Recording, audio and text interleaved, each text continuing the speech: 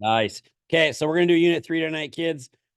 Just a couple of us are here, so hopefully you watch the recording here after a little bit. But what we're gonna get into here is we are gonna talk some Unit 3 tonight. We're gonna look at civil rights and civil liberties. We're gonna do it quick, and we're gonna do it the right way. Okay, so here we are. Purpose of the Bill of Rights. Again, that's our first 10 amendments of the Constitution. The Bill of Rights of the Constitution protects our fill in the blank. Civil liberties, nailed it, from the national government. Got it again. You guys are good. Yeah, Bill of Rights gets added to the Constitution a couple years after the ratification of the Constitution. Its function is to protect our civil liberties. Again, big reason why it also gets added was to make sure that other states would ratify. So per the Bill of Rights, the thing that protects our freedom of speech and our right to bear arms and our protection from quartering soldiers and our protection from unreasonable searches and seizures, and our right to due process, and protection from double jeopardy, and our right to a fair and speedy trial, and hear and question all witnesses, and protection from cruel and unusual punishment, having more rights than just those listed in the Constitution. I know it's a lot. Purpose of that, it's protecting us from the national government. Those things that it outlines are called our civil liberties, not our civil rights. Right? The Bill of Rights protects our civil liberties. Those are our basic civil freedoms, such as our freedom of speech and such.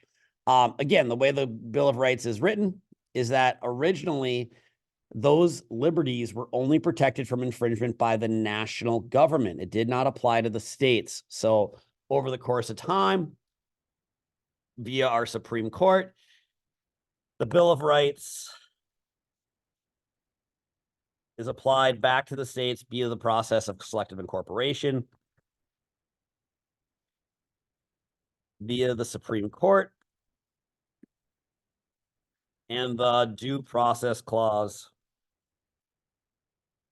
of the 14th Amendment.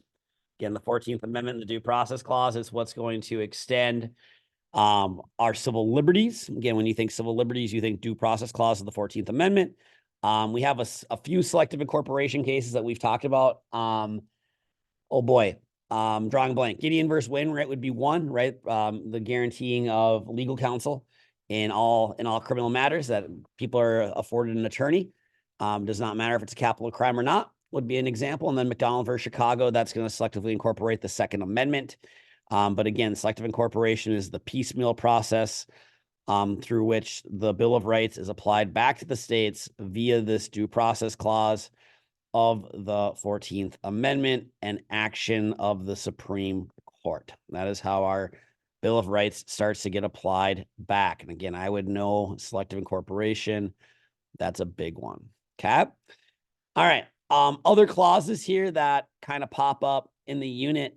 Again, freedom of religion is one of the big parts of our Bill of Rights. If I asked any of you what you thought the most important part of the Bill of Rights is, a lot of you would probably say, well, either freedom of speech or freedom of religion, right? It's probably something from the First Amendment. A lot of you probably would. And that's fine. I would tend to agree. But the two clauses that deal with that freedom of religion, there's two of them.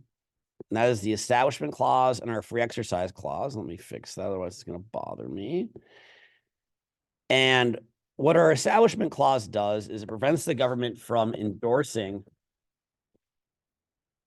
a religion, right? So you think of a case like I.E. Engel versus Vitale, where again, the kids were asked to voluntarily recite that non-denominational prayer to God, so to speak. That was found to be a violation of the Establishment Clause because the public school is an agent of the government. Okay. So if the government in some way, shape, or form endorses a religion, that it could be a violation of the Establishment Clause.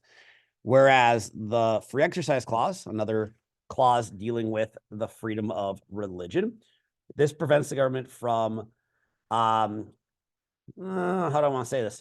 Infringing on the way in which a person practices their religion. Now, there's some exceptions to this, like human sacrifice is not okay. Like that's still a crime. You have a person says, "Oh, well, I'm this human sacrifice." No, the government's taking that. I think they're gonna say that's murder, bro.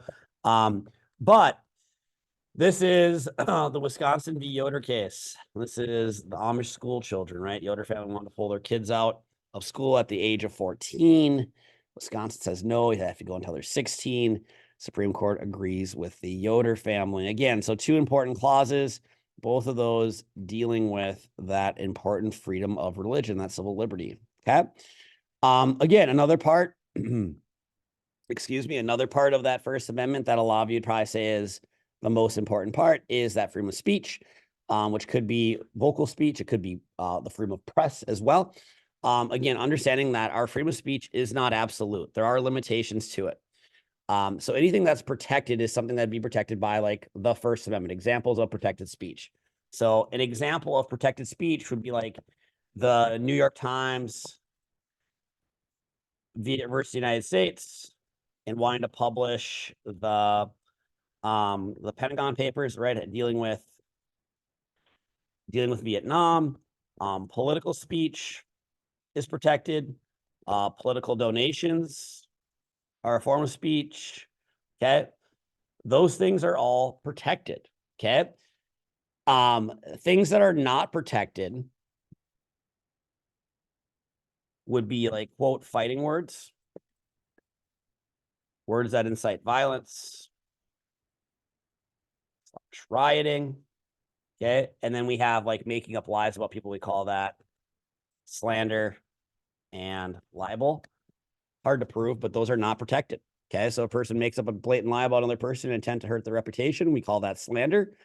Again, it's hard to prove that, but if they claim, well, that's my freedom of speech, I don't like that person, so I'm gonna say what I want about them. Well, if you make up something about them that hurts their reputation or hurts their profession or their career or whatever, it's actually illegal. Okay. So fighting words, words that incite violence or riots, right? Can't go into a crowded theater.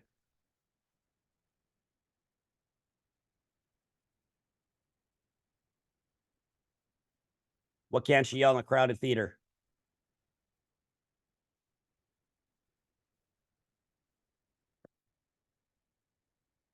Can I buy a vowel?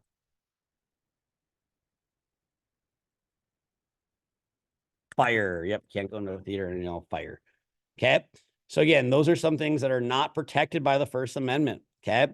So we do have protections, but we also have those that are not protected. Again, the First Amendment's not absolute, kids. That's important to remember. Okay. Getting into some of these other things, again, our Miranda rule, person, this is a criminal rights thing. This is like a Fifth Amendment person being arrested must be reminded of their right to remain silent during police questioning. And then the exclusionary rule, any evidence obtained via an unreasonable search is not admissible in court. Okay, so again, both of those things deal in the criminal realm. Again, Miranda rule is like a Fifth Amendment thing. Exclusionary rule would be like a Fourth Amendment thing. Those are things that we have talked about previously. Okay, civil liberties versus civil rights. Again, civil liberties are found in the Bill of Rights. I know it's kind of confusing. And civil rights are laws, actions, court cases in which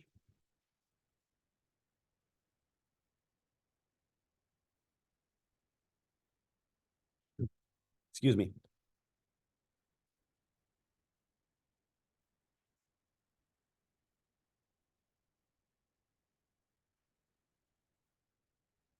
Okay, so big difference between civil liberties and civil rights. Again, civil liberties, we already touched on that. It's found in the Bill of Rights, first 10 amendments. Civil rights, then, those are examples. And again, these could be amendments. It could be a court case. It could be a law.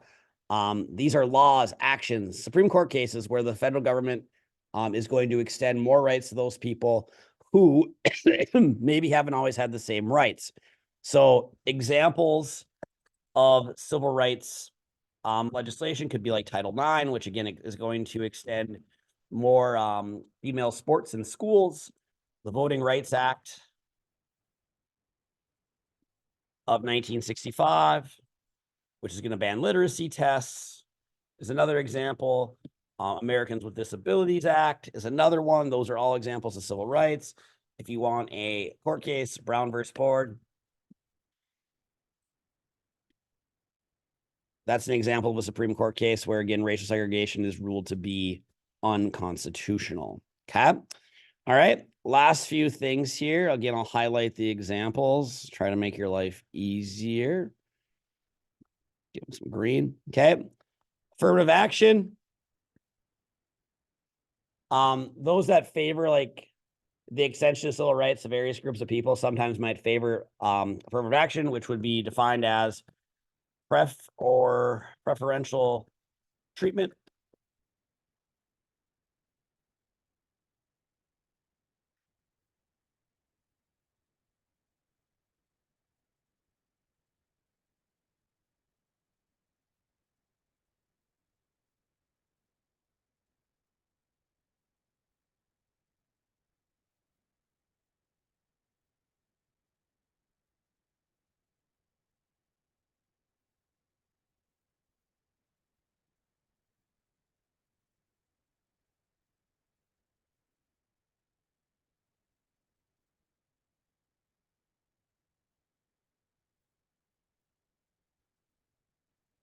Okay, so affirmative action again is when an employer or a school, they're going to give preferential treatment to those belonging to a demographic or an ethnic group that maybe has not always had equal rights. So like universities that they say, okay, we're going to admit more African-American students than we admit white students, or if we're going to, admit people and use race as a factor in how we admit them. Harvard University got in trouble for that. Again, affirmative action was recently ruled to be unconstitutional.